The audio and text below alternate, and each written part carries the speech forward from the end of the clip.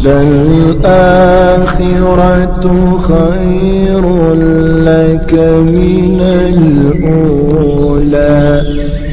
ولسوف يعطيك ربك فترضى۔ بسم اللہ الرحمن الرحیم۔ السلام علیکم ورحمۃ اللہ وبرکاتہ۔ میں امید کرتی ہوں کہ آپ سب ایمان اور صحت کی بہترین حالتوں میں ہوں گے۔ اللہ سبحانہ تعالی ہمیشہ آپ کو اچھے حالوں میں رکھے اور آپ کی طرف بڑھنے والے ہر شر کو خیر میں بدل دے، آمین یا رب العالمین۔ آج ہمارے پاس سٹوری ہے ایک سنگر کی، کہ ایک سنگر کی زندگی کیسی ہوتی ہے۔ ایک شارٹ سی سٹوری ہے جو میں آپ کے ساتھ شیئر کرنا چاہوں گی، تو سٹارٹ کرتے ہیں۔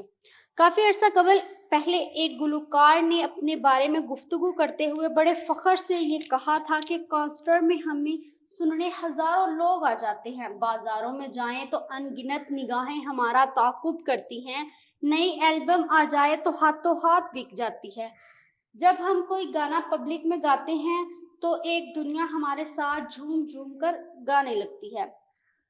لیکن اور پھر اس کے ساتھ ہی گلوکار کا لہجہ افسردہ ہو گیا اور اس نے ایک عجیب دکھ بڑے لہجے میں کہا، لیکن لوگ دل سے عزت نہیں کرتے۔ ہم بہت حیران ہوئے اور پوچھا کہ وہ کیسے؟ لوگ تمہارے اور بہت سے دوسرے گلوکاروں اور فنکاروں کے دیوانے ہوتے ہیں، جو کہ گلوکار ایک سمجھدار انسان تھا، بہت سے دوسرے معتبر لوگوں کے برعکس عقل مند اور حقیقت پسند بھی تھا۔ اس پر ہنس کر کہنے لگا، میں تمہیں ایک سچا واقعہ سناتا ہوں، بات تمہاری سمجھ میں آ جائے گی۔ واقعی اس کہانی سن کر بات ہماری سمجھ میں آ ہی گئی۔ آپ بھی سنیں اسی کی زبانی، شاید بہت سی گہرائیں کھل جائیں۔ ایک دفعہ پنجاب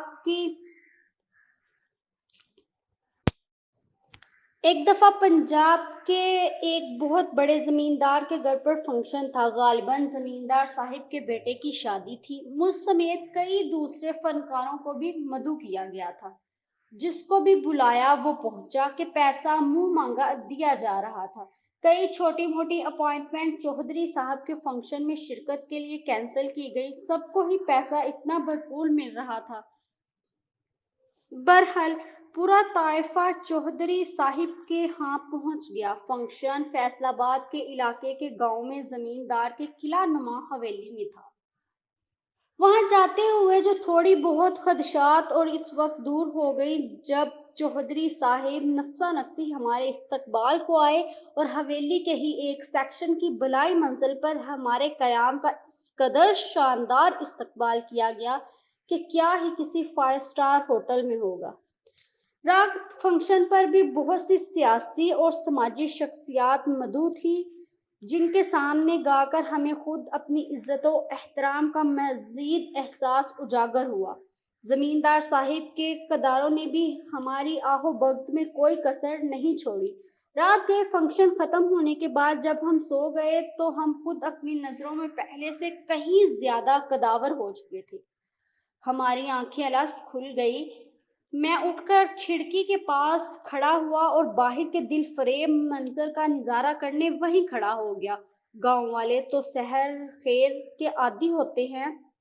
باہر بہت سے لوگ رات کے فنکشن کا سامان سمیٹنے میں مصروف تھے۔ میں انہیں دیکھ ہی رہا تھا کہ دوسری جانب سے چودھری صاحب نفسا نفسی خود ہاتھ میں ایک سٹک تھامے آتے نظر آئے۔ غالباً باغیچے میں مارننگ واک سے واپس آ رہے تھے۔ اس منظر نے محظوری ہی ہو رہا تھا کہ چودھری صاحب کی آواز سنائی دی، اوئے رحمان، کنجراں دی چاہ ناشتے دا انتظام تے ٹھیک ہو گیا نا؟ ہاں چودھری صاحب، تسی فکر نہ کرو، کوئی شکایت دا موقع نہ مل سی۔ اور پھر چودھری صاحب نے، جو ہم کنجروں کے لیے کافی فکر مند تھے، مزید تاکید کرتے ہوئے فرمایا، ہاں بھائی، ایک کنجر ہمارے مہمان ہیں اور ہمارے پتر دی شادی تے آئے تے خوشی خوشی واپس جان۔ تو یہ تھی ہماری عزت ان کی نظر میں۔ ہمیں ڈھیروں پیسہ ملا، آؤ بھگت بھی بہت ملی، مگر شاید وہ وہاں کی ریت تھی، لیکن ان کی نظروں میں ہم فقط کنجر ہی تھے۔ اور کنجر تو کنجر ہی ہوتا ہے، اس کی کوئی عزت نہیں ہوتی۔ یہ تھی ایک گلوکار کی دکھ بھری کہانی۔ وَلَلْآخِرَةُ خَيْرٌ لَكَ مِنَ الْأُولَى وَلَسَوْفَ يُعْطِيكَ رَبُّكَ فَتَرْضَى